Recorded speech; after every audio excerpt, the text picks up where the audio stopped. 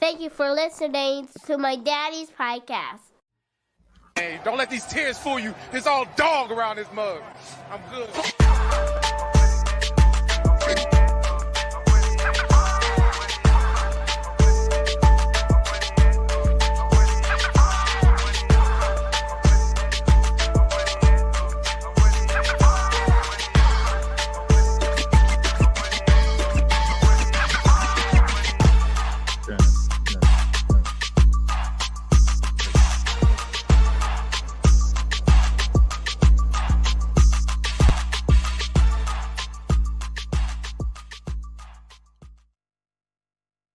Thank you for listening.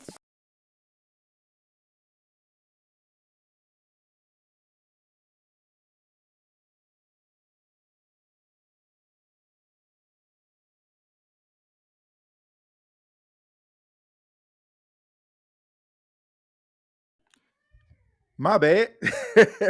Hey, what's going on, Who That Nation? It is yours truly, TJ Jones. And yes, I am the host of the State of the Saints podcast. Thank you so much for checking out the State of the Saints podcast, where we talk New Orleans Saints. Hope everybody is having a good day, afternoon, night, whenever you're checking out this podcast so far. And I really do appreciate your time. On this edition, we're going to be talking about the Saints. Of course, we're going to be talking about Chase Young and him visiting the New Orleans Saints. I'm going to be honest with you, Who That Nation. I'm going to go ahead and I'm going to just go ahead and hit y'all with something real quick. Look, I just want people to take this with a grain of salt. I'm trying to verify what this person actually meant when they just sent me this. Probably it's about 3:43 Eastern Standard Time while I'm doing this. We live right now. Somebody just sent me a message, and it just simply said, and I quote, it says, "Young to the Saints." That's all it says. It says, "Young to the Saints." Now, I don't know. I don't know what this person actually meant by sending me this stuff, but I will say this: the person that sent me this information is a person that when Sean Payton was about to step down as the head coach of the New Orleans Saints, he was the first person that told me. He told me a week and a half in advance. So I'm just trying to verify exactly what he meant. So if this is what I think it is, I think it's safe to say that Chase Young is going to end up in New Orleans. I'm pretty confident about that because this individual, I'm telling you right now, like he was the person that told me about Sean Payton, and it happened like exactly the way that he did. So I'm trying to verify exactly what he mean. Is he talking about Chase Young just visiting? Is he talking about Chase Young signing? I'm not sure just yet, but from the looks of it, and if I think this message is what I think it is, it's looking like Chase Young gonna come to the Saints. But we'll see. I'm looking for clarification here, but just wanted to go ahead and start that off. And everybody knows, look, that I'm not an insider type person. Sometimes people give me information, and I'm privileged and thankful for that. But just want to make sure that it's accurate. Okay, I don't want to just go out here, jump out the window, and be like, "Oh yeah, he coming." That's all it said. I'm just trying to get the individual clarified. But thank y'all so much for being here. Really do appreciate your time. If I get more information, I'll go ahead and let you all know. But we're going to be talking about Chase Young and that visit to the Saints. It was supposed to happen on Friday. Of course, it didn't happen. He had to reschedule. End up being today. So that's a great thing. We all know that the New Orleans Saints, they need some help when it comes to the pass rush. And Chase Young is a very talented defensive end. Now, there's some question marks about Chase Young, talking about how hot his motor runs, him taking plays off. But when he is motivated, he is one of the best. And we've seen in his rookie season, there was a lot of talent there. We see a lot of talent when he hits the field. I'm pretty sure if the New Orleans Saints do sign him, it's probably going to be nothing long term. So it's probably going to be something where he's going to have to prove that he is that guy in order for him to get a little bit more. But all in all, just stay tuned. I'll keep you up to date with that particular information. Try to make sure that I try to, give it to you if, anything comes during or after the show. I'll make sure I'll let you all know. But I do have a few sound bites. The Saints signed a few guys on today, on a Monday. If you're watching this, they officially signed wide receiver Cedric Wilson Jr. They also signed Stanley Morgan, the New Orleans native, and of course the guy who's going to really put the Saints over the top. Quarterback Nathan Peterman also signed on the dotted line. But before we get into it, just want to go ahead and acknowledge some of the people that's in the chat right now, and we'll go from there. I want to give a special shout out to Trav, Jules, Keen Arthur, Neville, Barber is here, Jamal, Ron, Bronze, Jerry is in here, Platinum. Thank y'all so much. Thank y'all for being here. Go ahead and start with some of your questions, and then we'll go ahead and go from there. It says, forget the Titans, sign Chase now. Well, I mean, who knows? Like I said, I will say this about Dennis Allen. Dennis Allen and this New Orleans Saints organization, they've done a really good job, at getting some of these well-known guys. Tyrann Mathieu, Jarvis Landry, they've done a really good job at convincing these guys to sign. So this might be a good thing, for them to be a part of this process. It was a little bit tough when Sean Payton was here. It didn't seem like we can really get those guys, but it seemed like Dennis Allen's done a really good job at getting the guys that we want. And when they get them in the building, it seems like they do a really good job at signing them. I give them credit in that regard. But we'll see. Like I said, we'll see, man. But I'm telling you right now, if this individual, that I'm talking to, if he says this and he says that he's gonna sign, I'm pretty confident in this. I'm really confident in this. If he didn't say it just yet, like I said, I'm waiting on confirmation. The only thing that I got, it just said young to the Saints. I don't know exactly what that means. I don't know if he's talking about him visiting, but for the fact that we know that Chase Young has been in New Orleans for a couple hours, upon him actually sending me that message, I'm just wondering, like, are they going to make this thing official? So stay tuned. We'll see. We'll see. We'll see. And once again, this is the same individual that told me about Sean Payton, and he told me like a week and a half before it happened. TJ, is your source more like Ian Rappaport or Stephen A? I'm gonna say this: he's well respected. He's well respected. He's a well respected guy in the media world. And yeah, I just leave it at that. And I don't want to put him out. I don't want to put his name out there, of course. But yeah, he's well respected. It's not just some Joe Blow down the street, telling me this. Just like an O-line signing to avoid being forced into a corner in the draft, would rather BPA if possible in the first.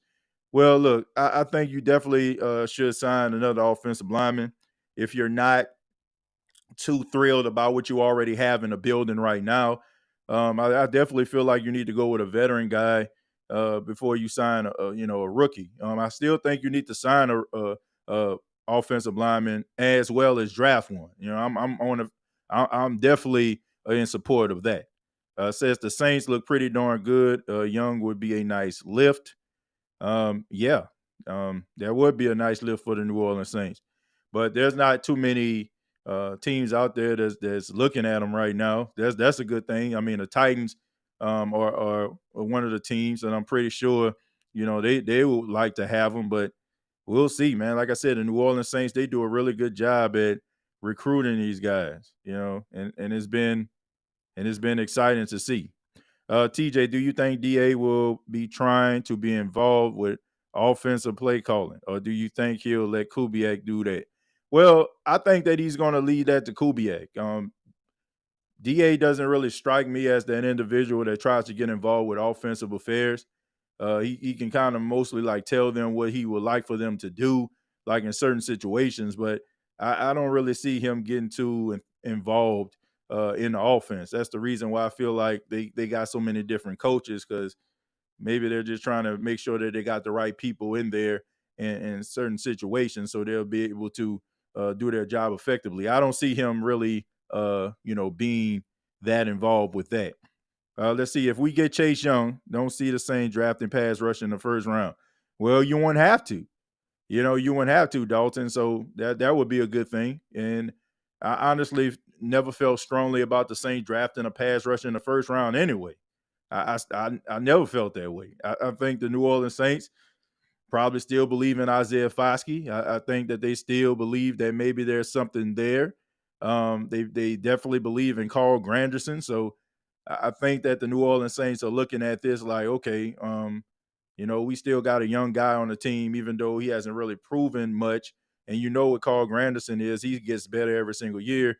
And you still have Cameron Jordan on the team, which, I know a lot of people don't want to give this any type of, merit. But, he was hurt last year. He was hurt. He was dealing with an ankle injury. He was not 100%. But that just showed you the toughness and resolve of Cam Jordan. I mean, he's not probably going to give you double-digit sacks, but he probably can give you 5 or 6. And if he can do that, and Carl Granderson can probably give you that double digit, or if you do add Chase Young, he can give you double digits, or Isaiah Foskey can give you maybe 7 or 8. I think you should be okay. So maybe the Saints are looking at it like they already got some talent there that hasn't really been tapped into. Caleb says, got to be a 1-year prove-it deal. Anything else is a failure. Yeah, I think that's probably what he'll get with any particular team that he's on. So I that's the way I feel about it. So there's that. Hold on 1 second.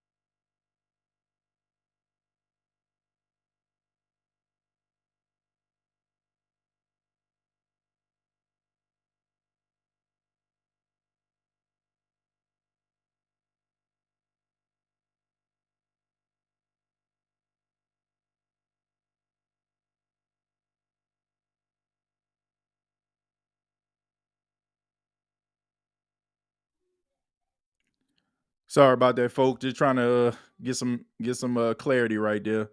Sorry about that, Who That Nation. Sorry about that, man. Just trying to, like I said, do a little texting right there. But let me go ahead and say Foskey, the snowman. Carr, let's see. Carr is trash from perspective still. Amen. Well, look, here's the thing. I've been really talking about Derek Carr for the last couple of hours, especially like with former, I won't say former, but Raider fans that really feel like this dude is like top 10, top notch. And I just hate like really having these conversations because, I don't want to really just be sitting up here bashing Derek Carr left and right. But it just, when people have this false sense of reality about what this guy is as a quarterback, like I was lobbying really hard for the Saints possibly making a trade for Justin Fields. Some people, they spend a lot of time on social media. They spend most of their time trying to discredit what the hell I'm saying. But it doesn't really take away from like my thought patterns. Like, I'm one of those individuals.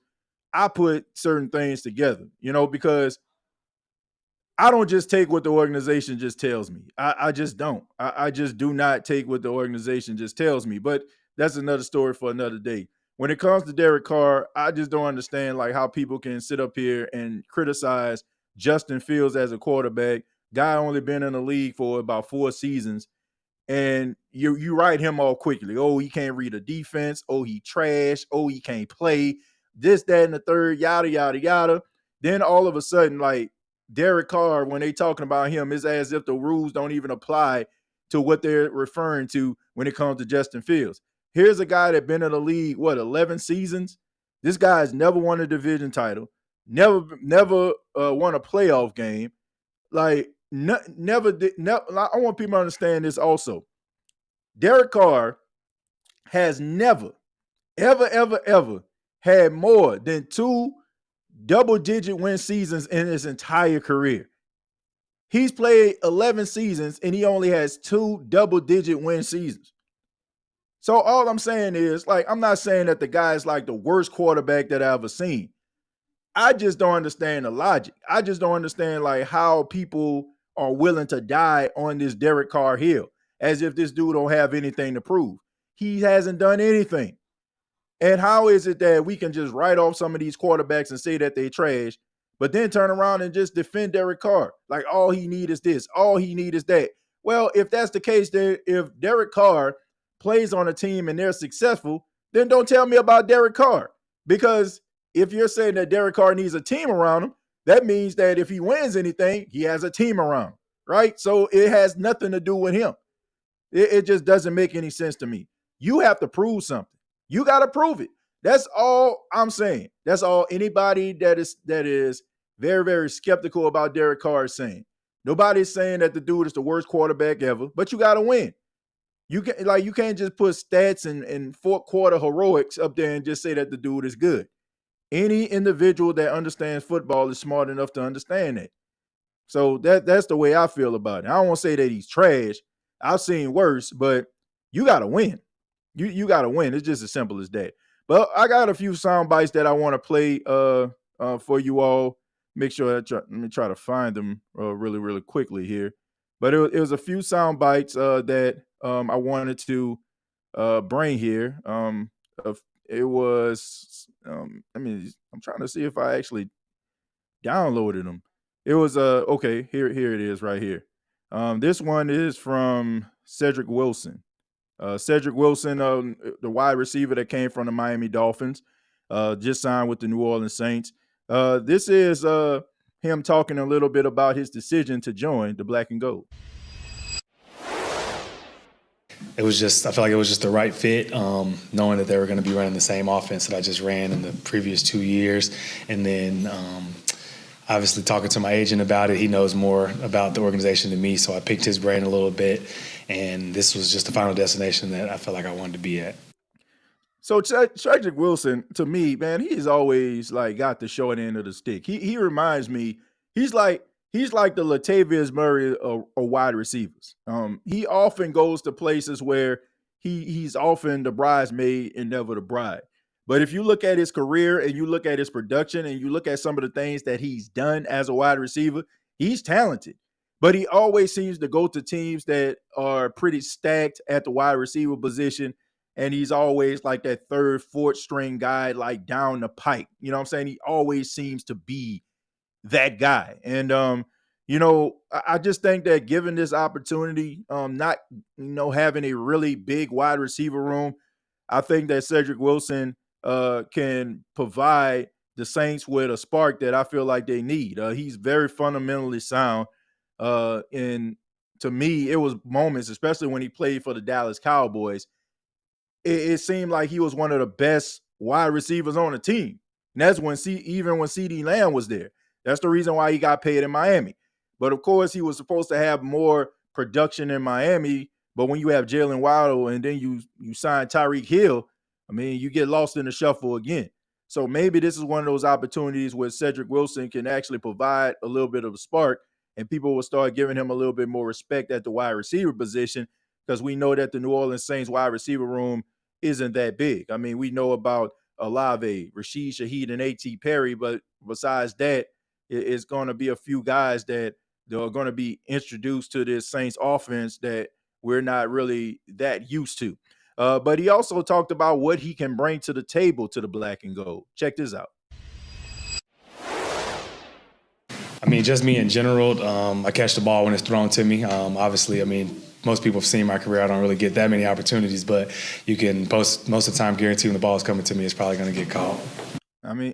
I mean, if you go and you look at some of his highlights, I mean, he's telling the truth. Like he's made some very circus-like catches. He's a reliable target. He's a really above average route runner. So it should be interesting watching in the off season, watching him work, and also in training camp to see where he's going to fall on the depth chart. But I like Cedric Wilson a lot.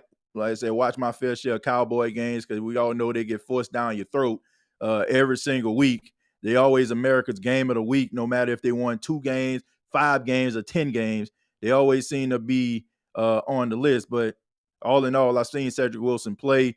I seen him play a little bit in Miami. Didn't really get those many targets, but maybe that'll change now that he's in the black and gold. But go ahead and stroll down a little bit. First off, I want to thank Dom here for the 499. Says Saints signing Peterman to make Carr feel comfortable and not threatening. But he hasn't even earned that type of pull. He has no skins on the wall. Well, here's the thing. You know, when the Saints dedicate that type of money, and I know some people look at it like it's not a lot of money in the grand scheme of things, but based on the Saints salary cap issues, based on what the Saints have been dealing with, that is a large investment. You know, we got to look at it from a certain standpoint here, right? Let's just say, for example, you're making 70 or 65 to $70,000 a year, but you're saving up this money to buy a house, right? You know, like you're saving up this money, and maybe you saved up like $10,000 or something like that, $15,000. Now, some people might not look at that as a lot of money to put down as a down payment on a $250,000, $300,000 home, but to you, you know, that's a lot of money, especially like all the things that you had to do and sacrifices that you had to make. So I think we have to look at it from that particular standpoint when you think about what the Saints invested in Derek Carr. So because of that, they definitely want to make him feel comfortable. I stand by that. You know, I still feel, unless I'm getting proven otherwise, you know, I'm not one of those individuals that tweet something or say something and is proven wrong. I turn around and just say, I'm not moonwalking, right? You know, I embrace everything that I say, you know, right or wrong. It just comes with the territory. But all I'm saying is, you know, when it comes to like Derek Carr, I really feel like the Saints don't want a Jameis Winston situation anymore. I've said that on a couple episodes. I feel like they want to make this guy feel comfortable. I think the Saints understand the type of quarterback that they have. I don't want to say he's thin-skinned, but you can really tell that certain opinions and viewpoints of people really bother him. And even though he tries to write it off like he doesn't pay attention, he does. Because if you don't pay attention, why is it that you can kind of understand what people are saying verbatim? How is it that you know what the pulse of the Who Dat Nation is? I just feel like if you're not involved, if you're not paying that much attention, then you're not going to know what they say anyway. You know, it's amazing to me when people say, man, I don't know, and I don't know what these people are talking about, but then they'll turn around and tell you exactly what that person said. So I do think that it's a little bit of some insecurities there. So you want to make them feel comfortable. You don't want to see a quarterback up in there, you know, dropping dimes very often, probably more dimes than you.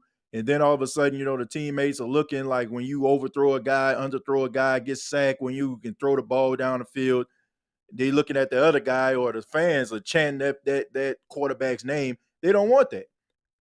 So when you're faced with that type of situation, you know, maybe, you know, you invest so much money in a quarterback like Derek Carr, guess what? You're going to try to do everything you can to try to make that person feel comfortable. And, you know, by bringing in a quarterback like Nathan Peterman, bringing in, having an unproven guy like Jake Haener, because, you know, that's another thing about some Saints fans out there, which I really just don't understand. They just try to make every decision that the New Orleans Saints make sense and make you feel ridiculous for even questioning it. Like people will say, well, they brought Nathan Peterman in because they know Jake Haener is the truth. They know Jake Haener is going to be the number 2. Like, what confidence do you have in Jake Haener? And I like him. I think that he's accurate. I think that he's smart. But what has he shown you to give you that level of confidence that he should be the definitive backup quarterback? Now, if Jake Haener goes into preseason or something like that, or we see some games and he just lighting it up like like, I don't know, Christmas in the Oats or something like that, right? Lighten it up. I can understand that. But right now, it's just wishful thinking. It's just wishful thinking. It's just what you feel or what you think he is capable of doing. But he has yet to prove that. So why in the world would you even, allow him, an unproven guy, to say, and say he's your number two? And also, you have to look at the fact of all of the injuries that have been at the quarterback position for the New Orleans Saints over the last 3 seasons. You basically have to have a decent and above average quarterback at backup because more than likely he's going to play. How many backup quarterbacks have we seen play since Drew Brees retired? How many backup quarterbacks have we seen play you can even add the last 5 seasons, because you got to think about Drew Brees getting hurt with the ribs and the finger issue. The Saints have to rely on backup quarterbacks. So why in the world would you put all your eggs in a Jake Haener, Nathan Peterman basket? The only saving grace that the Saints can have in a situation like this, if we don't know this for certain, but if they're drafting a quarterback in the first round, I mean, why would you want to rely on Nathan Peterman? Why would you want to rely on an unproven quarterback in Jake Haener? Once again, Jake Haener can probably make me eat crow with this comment, but as of right now, as of what I know right now, on March 18, 2024, where we're recording this live, we're live streaming this, nobody really knows what Jake Haener could be as the quarterback of the New Orleans Saints. So if something was to happen to Derek Carr, wishful thinking is the only thing that you have going for yourself when it comes to Jake Haener. That's just the way I feel. Not to say that he won't pan out, but based on what we know now, he's unproven. So why would you go into the season knowing that you've been needing backup quarterback help and have Nathan Peterman and Jake Haener as your backups? Doesn't make much sense. I would rather have Carr over Fields. Well, why? That's my question. Why? Why would you rather have Derek Carr than Justin Fields? That's just my question. What has Justin Fields, what has Derek Carr done that Justin Fields hasn't done? That's all I want to know. Why is that's a whole nother subject for another day, and maybe I'll get into it a little bit later. But there was another signing for the New Orleans Saints, Stanley Morgan. Stanley Morgan came out of the University of Nebraska, but before that, we know that he is a New Orleans native. He attended St. Aug High School, and I'm pretty sure it's surreal for him to be playing for the hometown team. And he spoke to the media also, finalizing his deal with the New Orleans Saints. And, of course, we know that Stan Morgan spent most of his time with the Cincinnati Bengals, his entire career with the Cincinnati Bengals, and he mostly contributed on special teams. But the media talked a little bit to Stanley Morgan about his role on special teams. Check this out. The way I transformed my role. I used to be a great receiver at Nebraska, and I had to find my role in the NFL as a special teamer. So as a gunner, every tackle I made on the field, I was just learning how to tackle. So learning how to keep going and elevate myself as a special teamer and to keep going and stacking those years. Yeah, so, I mean, Stanley Morgan, hometown guy, come out of St. Aug.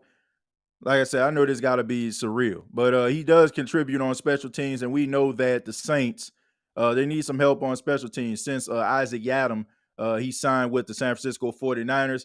Yiadom was a guy who, contribute. I want to say he had like 14 pass deflections in the absence of Marshawn Lattimore working outside. And he also served as a gunner, and he was really good in his role as a gunner. So the New Orleans Saints adding Stanley Morgan, probably going to be a special teams receiver, but that's not that's not what he's focused on right now. He's not focused on being a special teams guy. He's looking at this as an opportunity. He is a wide receiver, had a really respectable career at the University of Nebraska.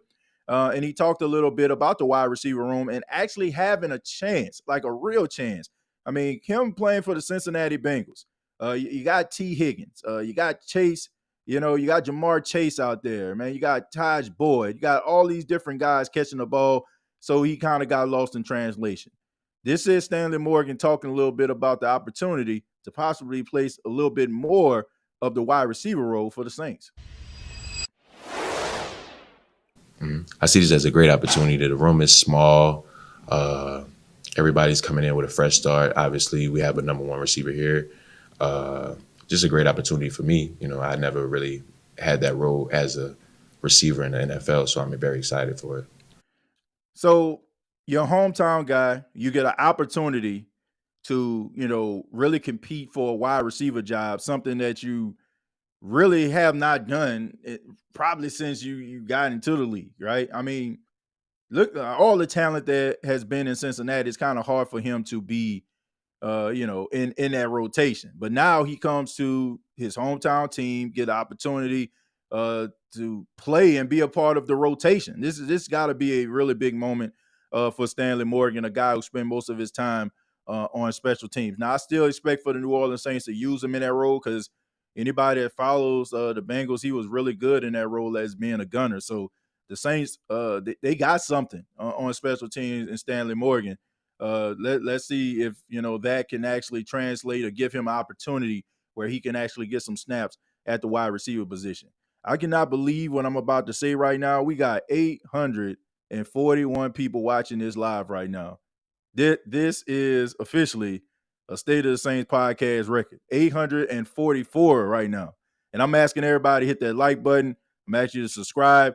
If you just so happen to you found this channel, because I was talking about Chase Young, I'm asking that you subscribe to the channel. This is a very interactive podcast. And we've been here since 2018. We talk Saints football.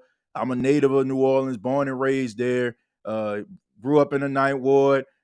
Graduated from George Washington Carver High School. So, man, I love the New Orleans Saints. Been following them since I was 4 years old. So if you love the Saints, if you love, interactive podcasts, I'm asking you to subscribe. But regardless of how you found the channel, thank you all so much. I really do appreciate it. I never had these many people on a live ever as long as I've been doing this podcast. This is actually a record. So, I mean, I'm looking at this. This is absolutely surreal. Sergeant says, I see 127. Well, the thing about it is, Sarge, you probably looking at it on one particular platform. What I have is like basically a combination of all the different platforms that this is a part of, and collectively, 854 people are watching this right now. Unbelievable. Thank you all so much. But I'm going to go ahead and read some more of your comments, and then we'll get back into it. It says, bruh, Carr is not good. Let me ask, would you draft a quarterback out, let me see, and get you a first-round offensive line? Well, I guess you're asking would I draft a quarterback or get offensive lineman, right? Well, let me tell you this. First off, I feel like the most important thing that the Saints need right now, based on their situation and how the team is looking, they need some help on the offensive line. Like they do. Like I get it. I get that people feel that Derek Carr leaves a lot to be desired. Hell, I think Derek Carr leaves a lot to be desired. But he's not that awful. He's not awful to a point where I just feel like all hope is lost because Derek Carr is playing a quarterback position for the Saints. I don't feel that way. I don't think that he's just that awful. I just think that what the Saints thought Derek Carr was, I just don't think that's what he is. I think the Saints looked at Derek Carr as a quarterback that was very low maintenance, right? It's almost like buying a brand new car, getting a fresh brand new car with very little miles on it, right? Like let's just say 5-10 miles. I think the Saints looked at it like that. Like as soon as you get into that brand new car, no pun intended, you push the push button start or you put your key in, it starts up smooth. I mean, you don't even think the car is on, right? Because it's brand new. And I think that's what the Saints thought that their car was going to be. But as we see, the Saints need to put things around him. They need to put a running game around him and also a really good defense around him and allow him to do some of the things that made him successful throughout the time he's been in the National Football League. Not asking him to do everything. I think the New Orleans Saints, when they signed him, they looked at him in all honesty as the savior of this franchise. And he's just not that guy.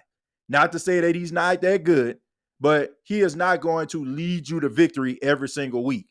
But he will like win you games. Like if let's just say, for example, if your offense is cooking, you get off to a 21-3 start, he can keep that lead. He can keep that lead for you, right? He can make sure that he doesn't do anything like crazy that'll get you out of the game, right? I mean, that's just what his role is. But you need to accompany him by a running game. You need to accompany him with a defense. You need to accompany him with good special teams play.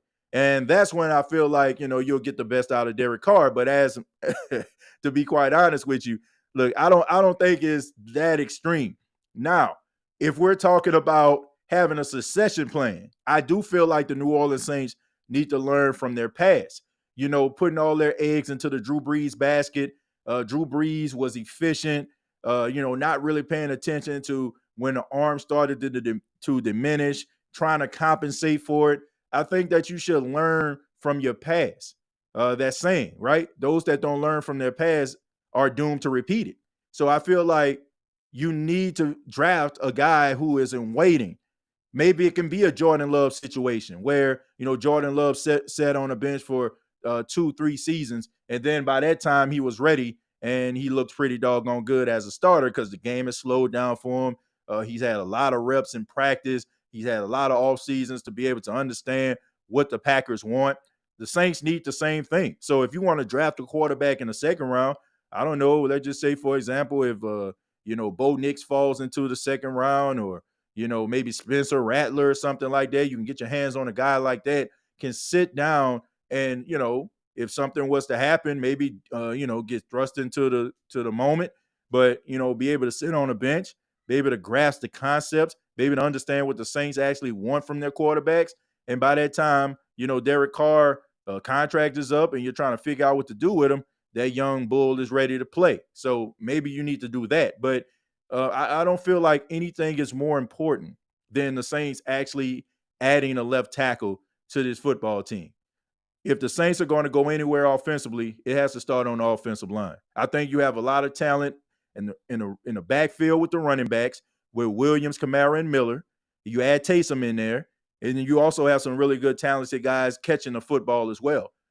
I don't think that means anything if you don't fix that offensive line. So hopefully the Saints fix that offensive line. Some people may not agree with me. Some people probably feel like the Saints need to aggressively get a quarterback, and that's fair. However you feel, or whatever floats your boat. But for me, I just feel like if you're committing to Derek Carr, it seems like you're really committed to him. And some of the decisions that you're making proves that you really are committed to him. You might as well just put some things around him to make his job a little bit easier and not put all of the pressure on him the way that you kind of wanted it to be when he first signed with the team. Now that you know what he is, don't double down on the fact that, he's not what you think he is, trying to prove to everybody that he is who you think he is, which he is not. Don't waste your time. Put a running game around him, put some really solid players around him, get him the best offensive line that you can, and just allow him to do what he does. I'm lifting and working out with 5-pound weights, working on my soft rebuild. Hey, look, Rome wasn't built in a day, Jack. Rome wasn't built in a day, my friend. I mean, look, them fives, they you curl them a few times, you still gonna get that burn. So, look, man, I'm just impressed you're at the gym, man. I mean, having good health is is really, really good for your mental, man. So, hey, man, keep curling them fives. Let's see. If San Fran can win with Brock Purdy, we should be able to win with Carr, rebuild the trenches. I agree with that. I think that first off, it comes with an understanding of what your team is, what your identity is, what your team consists of, right? And having a clear understanding, not trying to be in denial about what your team is, really look at it head on and be able to address it. And I just feel like what you need to do is look at the things that you did well, try to strengthen the things that you lacked, like the offensive line play. I don't care who you got. I don't care if you can get Don Coryell. You can get Bill Walsh, the godfather of the West Coast offense that you're running. You can get, Sean McVay. You can get like some of the best modern day play callers out there. If you don't have an offensive line, it means absolutely nothing. If your offensive line isn't effective, it means absolutely nothing. And a quarterback that you have, you need a stable offensive line. Because one thing about Derek Carr, when he starts to feel that pressure, man, that clock starts to speed up and they won't even have pressure around him on some plays. But because he's thinking in the back of his mind about getting tattooed, if I don't get this ball out my hand by 3 Mississippi, then an interception can take place, an overthrown pass can take place. So you got to make sure that you get this offensive line straight, understanding what your team is and adjusting accordingly. Yes, I really feel like the Saints can win football games with this team that they actually have. I'm not one of those people that just feel like, oh, the Saints are just god awful. What, like, they just horrible. Like, I don't think the Saints are horrible. Like, in comparison to the teams that I see in the NFC, the teams that I seen make the postseason last year, I don't think that the Saints are that far off from the teams that I seen in the postseason in the NFC playoffs. I just don't. I get it. Everything is just awful when you're losing. We always like feel like, just so horrible, like when the team is not doing well. And we're just wondering, like, man, if we do this, that, and the third, and we always thinking about fixing things. But man, looking at the NFC, man, I'm telling you, like, the Saints aren't that far off from what I see in the NFC. I mean, nobody is really setting the world on fire. I mean, the 49ers are probably the best team in the NFC, but even they got weaknesses. So you gotta look at it that way. It won't make sense to draft a quarterback if DA is still a head coach. Well, it still makes sense. It still makes sense to draft a quarterback. Number one, you can't just build your team around, oh man, well, since we got DA, we might, like, let's not get a pass rush. We ain't got DA, so don't even waste our time getting a left tackle or a quarterback. You're trying to win football games, right? That's the goal. You're trying to win football games. You're trying to put the most formidable team on the field possible. Doesn't matter who the coach is. Doesn't matter who the quarterback is. Doesn't matter where you're lacking. You're trying to put the best team on the field. So if you feel like a quarterback is what you need, you draft a quarterback. If you feel like an offensive lineman is what you need, you get an offensive lineman. It's just that simple. Don't just look at, oh man, it's just Dennis Allen. Like, I get it. I get what Dennis Allen represents going into the 2024 season. Not a lot of people are buying into what DA is selling, right? There's the morale of the Who Dat Nation is extremely low. And I get all that. You got to win football games to instill a level of trust and instill a level of confidence within the Who Dat Nation. I get all that. But I'm not trying to sabotage 2024 because I don't like Dennis Allen. You shouldn't want the Saints to sabotage 2024 because you don't like Dennis Allen. You would hope that if the team does not pan out and they don't find success, that they're not so in love with Dennis Allen to a point where they just will continuously bring him back.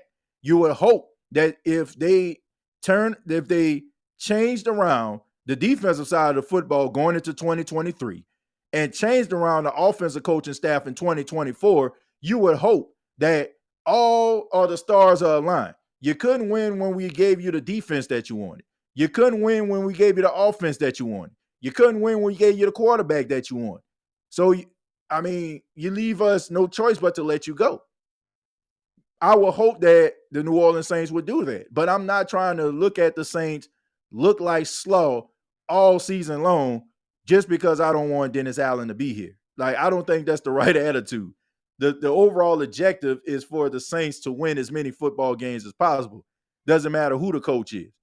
And you would hope that based on the performance of the season, that the Saints make the right decision on Dennis Allen. But I'm not trying to sacrifice and looking at this team fumble all over itself and embarrass itself week after week because I don't want Dennis Allen to be here. I get it. I understand. I understand that some people look at this as like, adding these coaches as just kind of just patching up, a hole in a boat, like just patching it up, with some, I don't know, with some duct tape or something like that, right? The water's still going to seep in. It's still going to be water in the boat. I get it, right? A lot of people look at some of these offensive moves, getting these coaching staffs, like as a patch up because you still got Dennis Allen. I understand that, but I'm not trying to see the Saints look like slow for Dennis Allen to be fired. I don't think that's the right attitude, folks. I get it. I understand. I understand people frustration. I understand people getting mad. I understand people like the way that they feel about this. Don't want to endure this again, but here we are, folks. I'm gonna raise you an offering, TJ. It says platinum. I appreciate that, man. I appreciate that. But and speaking of which, man, thank you to everybody that donated to the show, man. I really do appreciate that. Thank y'all for that. Anything less than 10 wins, Dennis needs to go. Yella, I'm gonna be honest with you, man. I agree with what you're saying about double-digit wins, but man, I just think that it's time for the Saints to flex some muscle here, right? This isn't like this is Dennis Allen's first season. It's not his second season. It's his third season. So I feel like by your third season, this team should have your fingerprints all over it. It should resemble you. But the problem is, it is resembling Dennis Allen, and it's not a good thing. But this third season needs to indicate that you are rounding the corner, that you are getting better at your job. Now, some people would say the Saints were 7-10 in his first season, 9-8 in his second season. They won 2 more games than they did in his first season, so it's an uptick. But when you look at the schedule that they had, the situations that they were in that worked in their favor. I mean, by that, I mean the quarterbacks that you originally were supposed to play that were playing at a high level just so happened, all rats, they get hurt. And you're playing against backup guys and you're struggling. One of those backup guys looked like he was the second coming of Michael Vick, of Lamar Jackson and Josh Dobbs. Lit you up like a Christmas tree, right? You can't allow situations like that to happen. So you got to show that this team is different now. You got to show that you actually got a really good handle on what this team is and keeping these guys under control. I don't like exactly what I've been hearing about, some of the treatment of the players, how some of these former players and current players were talking out and the animosity they have, against the coaching staff. I don't like that. I don't feel like that's going to equate to victory, right? That's just not. So you're going to have to change your philosophy. You're going to have to change the way that you actually do things because what you're doing isn't consistently working. It's not working. So if it's not working, you're going to find yourself in the same situation that you've been in. That is why I'm telling people that are frustrated about Dennis Allen to pump your brakes because it's going to have a way of handling itself. It's only so many times that you can look the part before everybody finds out that you are a fraud, right? I mean, they can dress it up. They can make you look a certain way, but eventually you're going to have to go out there. I used the example on the State of the Saints podcast a couple episodes ago about wrestling, right? I'm a big wrestling fan, and everybody knows that wrestling is predetermined. I'm sorry for some of my younger viewers that probably still think wrestling is real, but it's not. It's predetermined. I won't say it's not real, but what they do hurts and all that kind of stuff. But it's predetermined. And you get these, you might get one individual and he looks the part. He has the look, he has the muscles, he has the build.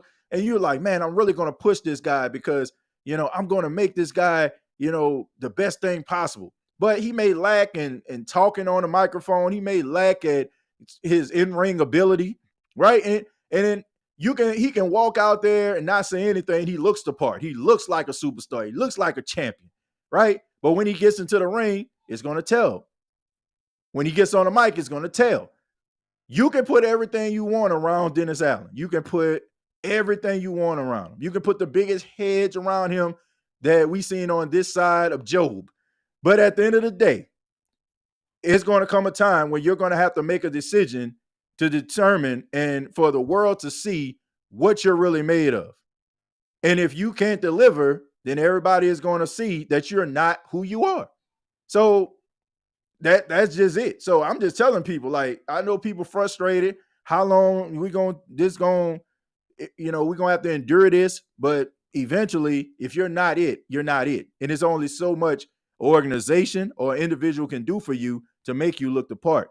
It's up to you to go out there and perform. It's up to you to go out there and show the world that you are what they say you are. But right now, Dennis Allen is just looking like a really good defensive coordinator masquerading as a head coach. 9 wins is not going to do it, especially when you had one of the easiest schedules in the league.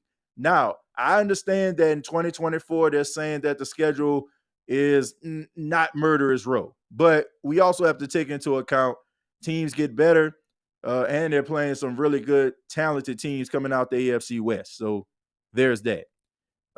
Stroll Down says Kubiak will take the offense to the next level. I feel like the offense will improve. I feel like Kubiak will add a little bit of spice to the New Orleans Saints offense. The offense will look different. I feel like it needed a makeover. I think that we're all in agreement with that. It needed a makeover. And we'll see. We'll see, man. But it's a start. They went with an offense that is historically known for working. So there you go. That's the problem. I don't think Loomis firing DA. Well, I don't think he's going into the season. But it's going to come a point, man, when you ain't going to have no choice. Like, you got to think to yourself, like, how many times or, how many years are you going to try to alienate the fan base? How many years are you going to stand behind the microphone and try to make it seem like people are just too quick in their judgment of Dennis Allen? Like, for the last couple of years, like, people felt like this wasn't a good idea, but Mickey Loomis was willing to stand up there and defend his guy. But I'm telling you, man, people want to see results. You got to give people something to cheer for.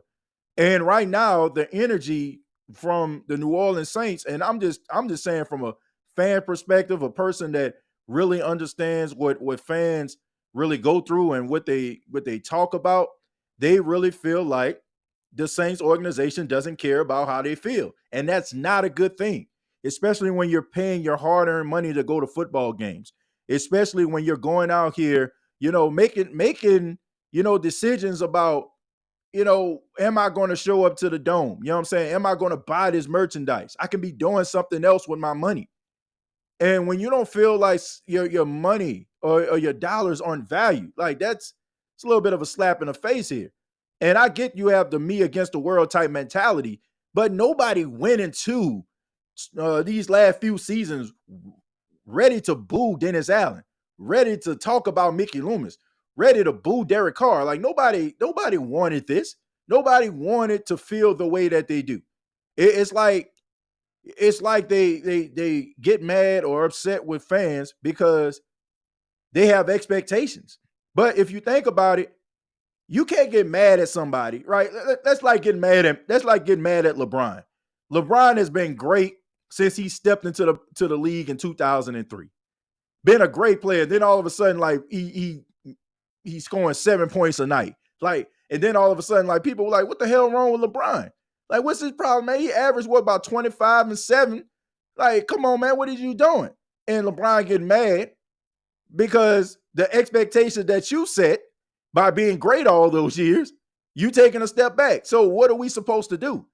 As Saint fans, you showed us that this team can be successful. You showed us that the Saints can be one of the best teams in the league. So that's what Saints fans want. And if they don't feel like the coaches or the organization members or the front office is giving them what they want, it's well within their rights to criticize this football team. You can't get mad at that. That's a standard that you set. And people just want that standard to be maintained. So if Dennis Allen is not that guy, you have to be brave enough. You got to be real enough within yourself to make the decision to say, this ain't it. And if you're doubling down because you don't want to be proven wrong, then you got the wrong job, because you cannot run an organization with your ego. You can't. You got to cut your losses and say, you know what? I like this guy, I respect him, but it's just not working. So hopefully, if things do not work in 2024, Mickey Loomis, Dennis Lauscher, Gail Benson can give Dennis Allen a hug and say, we appreciate you, but it's time to move on. And if he does do a good job, then it is what it is. We have to concede, Who Dat Nation. We got to concede, sports fans, that he did enough in order for him to keep his job for a fourth year. I think that's fair enough. But let's go ahead and stroll down a little bit more. It says, Priest TJ, I know exactly what you're trying to say. Yeah, I guess you're talking about that wrestling analogy. Yeah, I mean, look, you can build people up, but it's up to them in order for them to be able to carry that persona that you created, or, you know, take advantage of that hedge that you put around them. You know, that's important.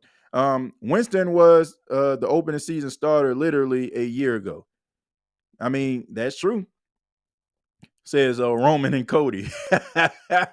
Hey, man, both of those guys deserve their spots, though. Roman for a long time didn't, but now he does. Let's see. Roll them slaw dogs still taste good. Said, nah, no brake pumping. My foot on the gas. Shaking my head, TJ, I am tired of all these Eagle fans bragging at work. LOL. It's still Saints Nation. LOL. I tell them stand by my team. Well, look, the Eagles have been successful over the last couple of years, so I can understand why they're excited. And look, when it comes to their front office, I mean, they run circles around the New Orleans Saints. I mean, it seemed like every other year, like they fleecing the New Orleans Saints for, you know, draft capital, and it always seems like they come out clean on the other side, you know, like, so I don't know. I'd be proud too, but the Saints got to match up with that type of intensity and that aggression that the Eagles they play with from time to time. Not last season, but for the most part, they try to win. They try to go for it every single year, and they're aggressive, and they don't care what they got to do. So I give them respect in that regard. I thought it was real. Let's see. He's going to fire. Let's see. He's going to fire like Big Giant Stud. Let's see. Marshawn Lattimore, my favorite QB. I mean, my CB, a cornerback, I should say. Yeah. I mean, look, Marshawn Lattimore is the best cornerback the New Orleans Saints ever had. Like, I find it hard for anybody to dispute that. Like, I've never seen a Saints cornerback lock down consistently the best wide receivers in the NFL like he does. I just think that he's the best. So, and I don't think the Saints need to try to trade him. That would be a huge mistake, especially how things are going right now. You want to keep that guy in your building. With the exception of the Vikings, every team the Saints lost to made the playoffs. The schedule wasn't as easy as people thought preseason. I don't think the Vikings didn't make the playoffs, didn't? No, the Vikings didn't make the playoffs. Did they? I don't think the Vikings made the playoffs. If I'm not mistaken, I don't think the Vikings made the playoffs. I don't think they made the playoffs. No, they didn't. Let's see. We will be like 2-6 coming out of the block next year, and that should be a wrap on Dennis. I don't know, man. I don't know if I don't know if they're gonna be 2-6. I don't know, but if they are 2-6, yeah, you definitely gotta wrap it up.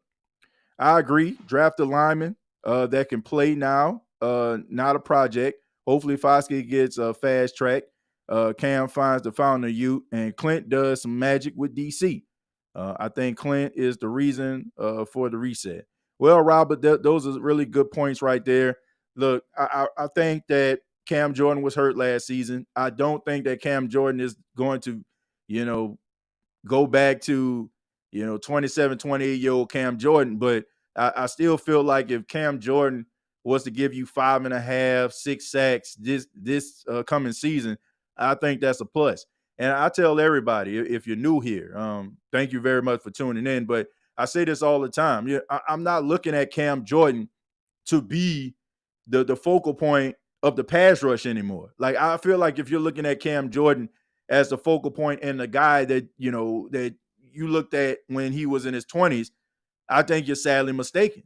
I'm looking at Carl Granderson. I'm looking at Foskey. I'm looking at Brzee. I'm looking at those guys to be able to get that pass rush. I'm not looking at Cam Jordan. Cam Jordan at this particular point, I don't know if anybody ever seen this little poster. It has like the Ninja Turtles when they small, and all four of them, they holding the hands of Master Splinter. And then on the other side, they got the Ninja Turtles. They're grown, and Master Splinter is clearly that he's older now, and basically, you know what I'm saying, they holding him up, carrying him. That's the way I look at Cam Jordan. Not to say that he's old like Master Splinter was on a picture, but what I'm saying is he has done enough in order for him to be at a point where he's just provided a little bit of a spark. He's providing that leadership inside of the locker room. He's the guy that the young guys can go to be able to work on some of their pass rushing skills, to watch tape with, to pick his mind. That is where he is, or where he's supposed to be right now. If you're looking for Cam Jordan to get 15 and a half sacks at this age and at this stage of his career, I just think that you're looking at things all wrong. I just do. I think that you're looking at it all wrong. You should be looking at some of these younger guys. These younger guys are the ones that when things go awry, you need to be getting mad at. I'm not saying that you should give Cam Jordan a Lifetime Achievement Award. Still, I mean, if you're making money, you're still supposed to be out there attacking. But I'm not looking at Cam Jordan as hard as I'm looking at, Carl Granderson, Brian Brzee, Isaiah Foskey. These are the young bulls that you need to be counting on. And if you add Chase Young to the team, those are the guys that I'm looking at. I'm not looking at Cam Jordan like that. I think that the respect that we have for Cam Jordan, and, it's just something that we became used to doing. So if the pass rush ain't working, what Cam at? But not looking at Cam Jordan like that. Just read Saints IG and Twitter comments. 80% of fans hate DA and Derek Carr, yet Loomis continues to insult fans' intelligence. Well, look, here's the thing. I can understand Mickey Loomis from a certain standpoint. There are certain things about the organization we don't know about. There's certain things that we know about running the organization they know about that we don't. So I don't think that you need to run your organization based on emotions. But I don't feel like you need to run your organization also based on ego. If you're keeping Dennis Allen, Derek Carr around because you just want to be right, then that's not the move. That's not what you want to do. You got to be real with yourself. Are these guys the individuals that are going to lead us to championship glory? Are these guys going to make us contenders in the NFC South for the next 2 to 3 years? It can't be, oh, y'all don't like them, but I love them, so y'all gonna have to deal with them. No, don't do it like that, right? You gotta make a fair assessment, and it can't be based on the boos inside of the Superdome. I'm sorry, folks, it can't. I know we want it to be, but it can't work like that. But you definitely need to be observing this season. You have to put this season under the microscope, because there is nothing, and Who Dat Nation, I mean absolutely nothing, that Mickey Loomis can say or try to spin that is going to get the Who Dat Nation on board if he brings back Dennis Allen in another lackluster season. You're going to have to do something, or people are really going to tune out. You're going to still have Saints fans that are going to still support because they feel like their allegiance is based on them showing up and going on social media telling everybody how wrong they are and you need to have patience and this, that, and the third. Like, you still going to have fans like that. But, you got to be real with yourself. You got to be real. If you're not going to be real, how you expect Saints fans to be real? They ain't going to be real with you. They're going to take you as a joke. So you got to do what's best for the organization first, because the organization is going to keep the fans around. So you got to look out for the organization. But once again, you can't run it on ego. Got to keep your ego in check. Keen Arthur says, TJ, let's see. How do you get the most out of Wilson with Olave, Shaheed, AK, and Perry needing to eat? Also, do you think we'll see a rejuvenated AK with Kubiak? Well, look, that's a good question, Keen Arthur. Cedric Wilson, once again, is a guy that kind of always gets lost in the shuffle. But I really feel with his skill set, it's probably going to stand out a little bit, and he'll get those opportunities, man.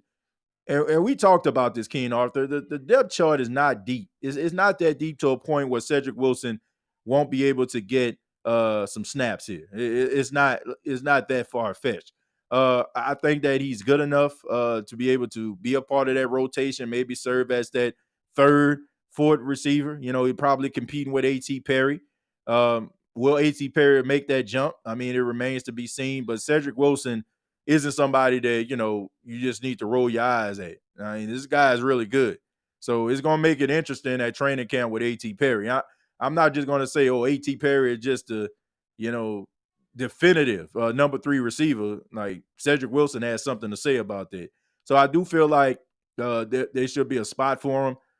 You know, guys go down, guys get hurt. On top of that, him competing, I can see him being a part of that rotation. As far as the next part of your question with Alvin Kamara, I don't feel like anything is wrong with Alvin Kamara other than the fact that he's probably frustrated at the offense, not really happy with the lack of innovation, not really happy about how he's being utilized. Some of the things that made him special, the Saints just automatically just stopped doing for some apparent reason. Like with Sean Payton left, all of the you know, creativity left with him. And I just think that he's frustrated about that. So I really think that Clint Kubiak will give him plays that Alvin will be excited about, and Alvin will be interested again. And I always go back to what Sean Payton said about Alvin Kamara in an interview one time. He said, you got to keep Alvin Kamara involved because, you know, it's hard to keep his attention from time to time. So you got to keep him motivated with something, you know what I'm saying, to keep his attention and keep him focused. So I expect for Clint Kubiak to follow suit, probably pull Alvin, on the side at practice from time to time. Hey, I got this for you. I think you're going to like this. I think when you have that going, I think it's going to make Alvin Kamara excited. And I think you're going to see a difference in AK. I don't think anything's wrong with him. I don't think he's washed. I don't think that, the Saints need to trade him. I just think that this is a guy that has been frustrated with his role and how the Saints have been utilizing him over the last couple of seasons. So hopefully Clint Kubiak can rejuvenize AK and he can go back to being Alvin Kamara that we know. Don't sleep on Adebo. He was the best player on the team last year. Well, I don't think anybody's sleeping on Paulson Adebo. If you are, then wake up. Paulson Adebo has always taken strides, and honestly, in his second season, he was taking strides. The problem was he was dealing with that ankle injury, and he was fighting through it. So I think a lot of people probably thought a certain way about Adebo because of the injury. But those guys, they go through a lot, man. They battle with a lot. They deal with so much, man, when it comes to injuries. So I know sometimes when we see them on the field, we expect for that same level of production, and we feel like, well, if you can suit up, you well enough to play. But a lot of these guys, man, they be dealing with a lot of things and probably be dealing with stuff that we wouldn't even want to get out of bed. And I think that his third season, it really showed that, he is what he said he is. And I always say that the Saints got him in a steal. I do not think that Paulson Adebo would have been a third-round pick in a draft if he played the entire season at Stanford. There was some issues with COVID, with the Pac-12, and I think that it hurt his draft stock. He decided to sit out, and I think that probably hurt his draft stock. But he always had first-round talent. And the Saints are lucky to be able to have a cornerback like him in the third round and with that first-round talent. Like, he's really coming into his own. Very, very talented cornerback is Paulson Adebo. We got 1,351 people watching this right now. I ask that you hit the like button. It's clearly a record of live streaming. Thank y'all so much. Says, fact, Sean is, but we remodeling. Well, look, he needs to be a part of that remodel. You ever remodeled your house, but you love that chandelier, so you keep it right there? You ever remodeled your house, but you like that rail for your steps going upstairs, and you keep it? You remodel your house, but, you probably had that really good bathroom that you already, invested money in the first year you moved into the house, so you don't touch it. That's what he needs to be, right? He is that chandelier. He is that banister. He is that bathroom. And I'm only saying that because, my wife been remodeling our bathroom. So, but anyway, yeah, if it ain't broke, don't fix it. And this is a guy that is consistent. And I know some of you have been looking at him over the last couple of seasons and talking about he's damaged goods. But look, what Drew Brees has taught us and what, some of the things that the Saints have lost over the last couple of years has taught us, we don't know what we have until it's gone. And when it's missing and is really missing and we know it ain't coming back. Like, it's one thing if it's missing and we know, oh, man, let's just get through this for 5 weeks, 10 weeks. But when it ain't coming back, it's a whole different story. It's a whole different story with that nation. So be careful what you wish for. This guy is a really good cornerback, and the Saints can really make some noise because of what he brings to the table. What this man brings to the table is absolutely some of the best cornerback play you're going to see. What do the Saints do with Jamal Williams? You keep him. You keep Jamal Williams. You keep Jamal Williams, and you understand what Jamal Williams is. Jamal Williams is a guy who thrives with a really good offensive line. Like, by fixing the offensive line, you'll see more production out of Jamal Williams. Jamal Williams isn't Shady McCoy. He ain't Barry Sanders, right? He ain't about to dance and make you miss. He's none of those things. He's a one-cut back.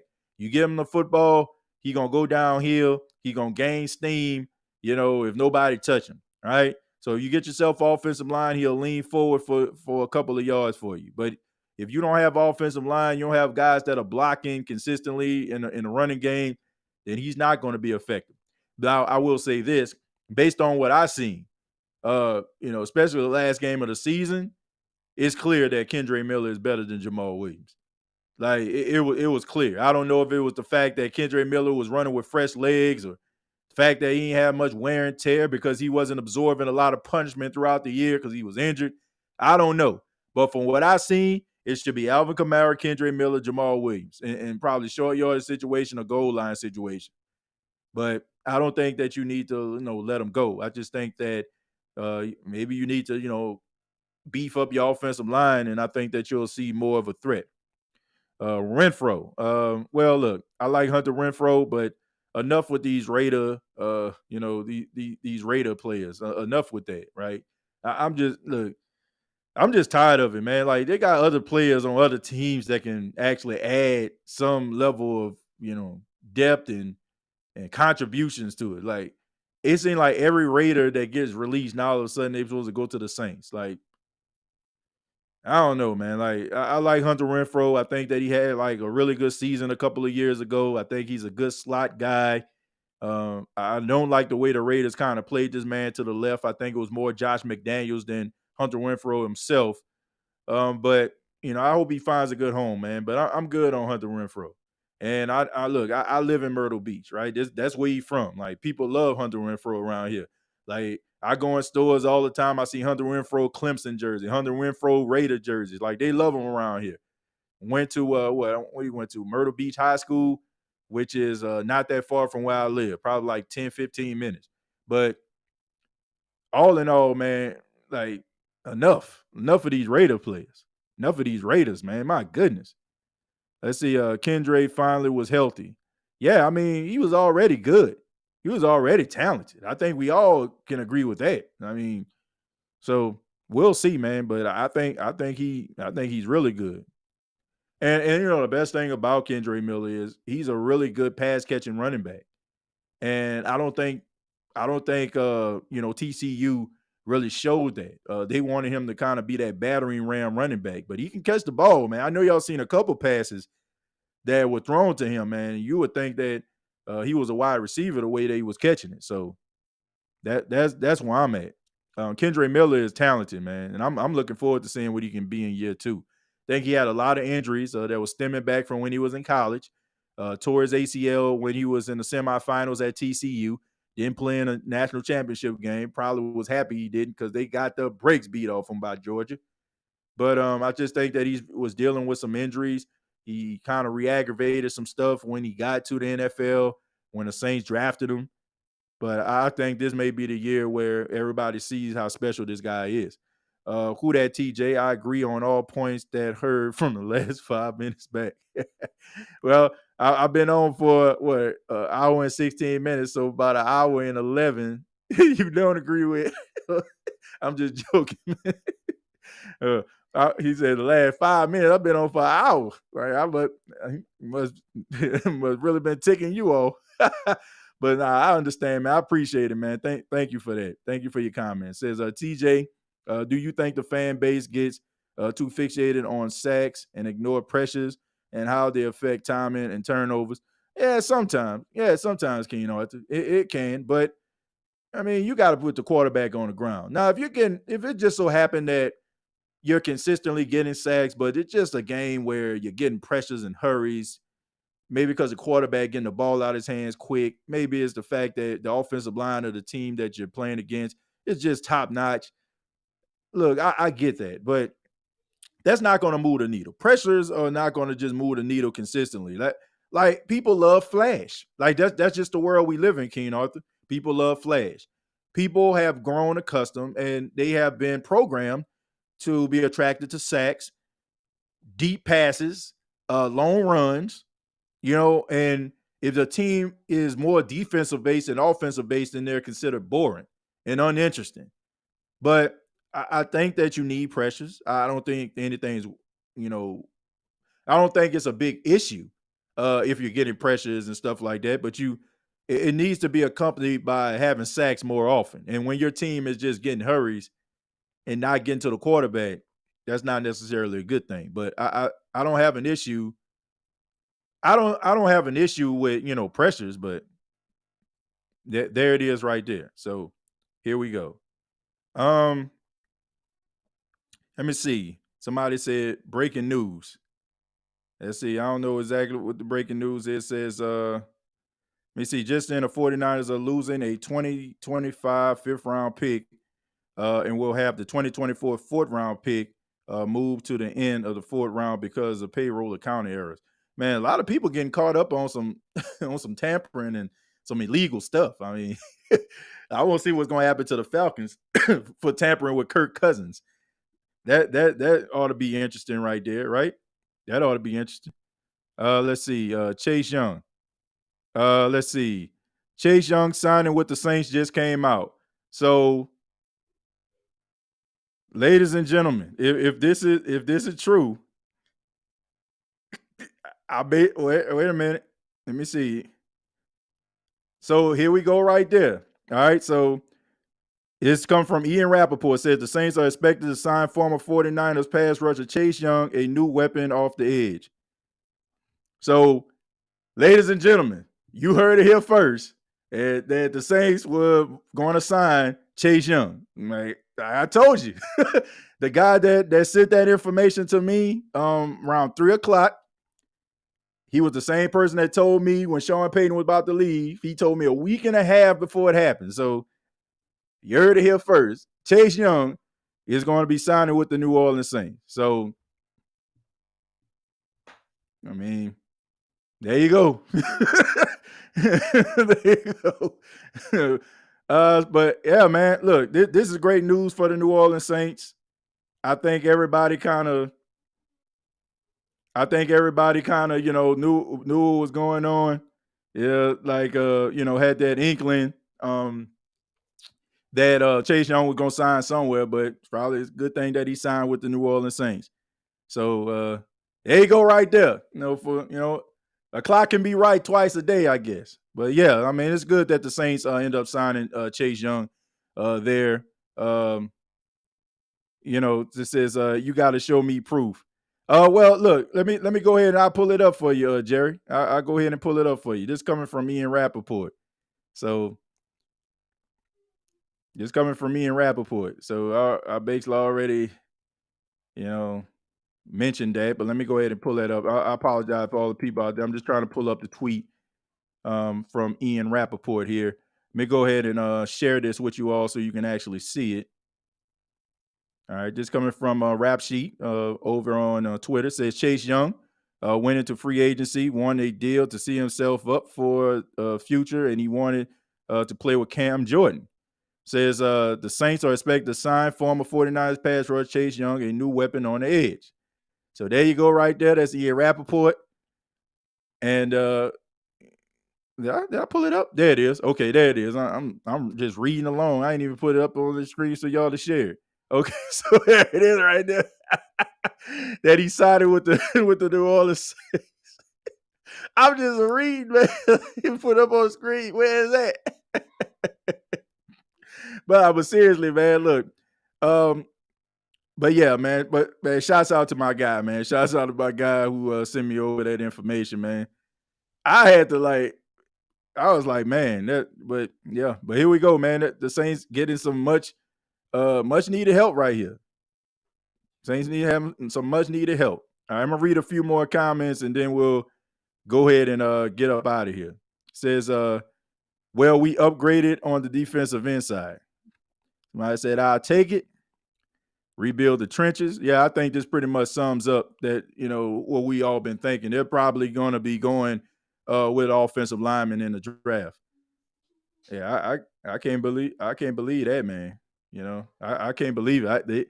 They actually got it done. Now, I know we criticize Dennis Allen a lot. We criticize Mickey Loomis a lot, but man, the last couple players that we really wanted within the Who Dat Nation,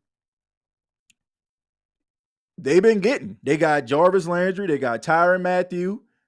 I mean, at the time, now, he kind of, looking like public enemy number one. But Derek Carr, they got him. They definitely got him. The Honest Relief says, nah, he signed. Who that from Phoenix, Arizona? Man, when I say we breaking a record here tonight, this evening, folks, we breaking a record. We got over all platforms 1,486 people watching this right now. Unbelievable. And I'm asking everybody to hit that like button. I'm asking everybody to subscribe to the channel. And I can't not believe this. I can't believe it. So for those that just tuned in, before I went live here on the State of the Saints podcast, I got a message from a reliable source, and it's really reliable at this point. Basically just told me young to the Saints. And of course I was like, okay, this is interesting. So he pretty much told me that he was going to come to the New Orleans Saints, which was a shock to me. Of course, I posted it and told everybody because I was pretty confident because the last thing he told me definitely, was true. So, and once again, he's telling the truth this time. So, shouts out to him, and appreciate that information. And you heard it here first on the State of the Saints podcast. I ain't never leaked any news. We're the first to give some news out. But that's because you keep it real, says Robert Griffin. Well, look, I appreciate that, RG3. But nah, seriously, man, look, I'm just excited that the Saints got a pass rusher that we know for a fact has that, man, man. Dude is legit. Now, you got to keep him motivated. And this is one of the reasons I feel like the Saints, they did a good job keeping Cam Jordan around. Because I feel like Cam Jordan is probably going to push this guy. He's going to look at him as the succession plan. He's going to look at him as the guy that's going to really, truly carry that flag, once it's all said and done for the career of Cam Jordan. And I think that this is going to be a really good addition to the New Orleans Saints. They definitely need it. I'm going to read a few more, and then I'm going to go ahead and get up out of here. It says, we still need a edger, though. Could never have enough draft. I hope this news is accurate. Nah, it's accurate. It's coming from Ian Rappaport. I'm telling you right now, it's coming from Ian Rappaport. And, yeah. Yeah, so it's about as legit as it gonna get. TJ gonna be Rappaport for the Who Dat Nation. Nah, that belongs to Nick Underhill. That belongs to Nick Underhill. I say this all the time. I'm not an insider. I'm just blessed to a point where there's some kind people out there that'll give me information from time to time. I am not an insider. I don't want to play that game. No, I'm good on that. Chase is a beast. I assume that's what you're going to say. And let me stroll up a little bit more, read a few more comments. Says, I hope this news is accurate. Yeah, go ahead and check it out. It's definitely accurate. Let's see. Sign Lynn Bowden, Odell Beckham, and Hunter Renfrow. I forgot all about Lynn Bowden. I ain't gonna lie to you. We just signed Chase Young. Yeah, I mean, we've already talked about that. We already talked about that, man. So I'm pretty sure everybody, all the other Saints insiders out there got, the information and up-to-date information on that. We were all wrong, TJ. We actually landed him. He is about to sign. Well, I don't know, Molly, I don't know if you just got here or not, but we kind of just talked about it. I was told by a reliable source that he was going to sign with the team like around 3. So I guess about 3:00 Eastern time is when I got the message. Hey, TJ, still think we should draft a defensive end? Nah, I think that I always felt like you needed to draft an offensive lineman first anyway. I always felt like you needed to sign an offensive lineman in the first place. So why go against that? What was I saying about the Saints being serious? You want to help yourself as best as you can. These are the moves you need to make. It's a good first start to win back some trust of the fans. I agree with that. Inside TJ Nation, Morstead changed his mind last minute. Let's see. Free agency position is next, TJ. Yeah, look, man, this is a start. This is probably the best case scenario for the New Orleans Saints right now. This is the type of stuff that we've been talking about here, about moving the needle, giving the Saints fans something to be excited about. And they did. They definitely did. They definitely gave Saints fans something to be excited about today. And I think that we all are excited today. We feel like the defense is a little bit better, that you have a guy in Chase Young. Chase Young is very, very talented. And if he can be what we believe he can be for the New Orleans Saints, then, finally we can have someone that can give you those double-digit sacks, something that's been missing over the last couple of years. But my final thought before we get out of here, first off, I want to thank everybody for being here. I really do appreciate that. This is a start.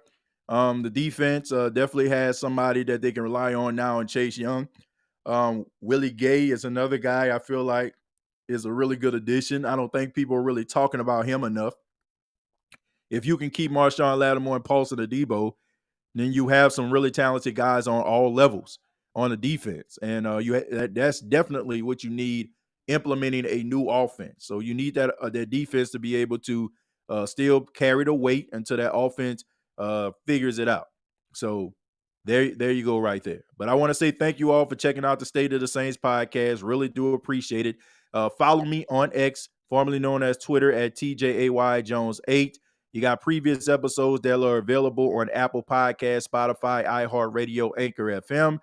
You can also check out the Gumbo Pie Sports podcast that is available as well on YouTube. Unapologetic Podcast is available on YouTube as well. Thank you all so much. Hope you enjoyed the rest of your evening, morning, night, whenever you're checking out this podcast. And like always, all I got to say is, who dat? Thank you for listening to my daddy's podcast. Hey, don't let these tears fool you. There's all dog around this mug. I'm good.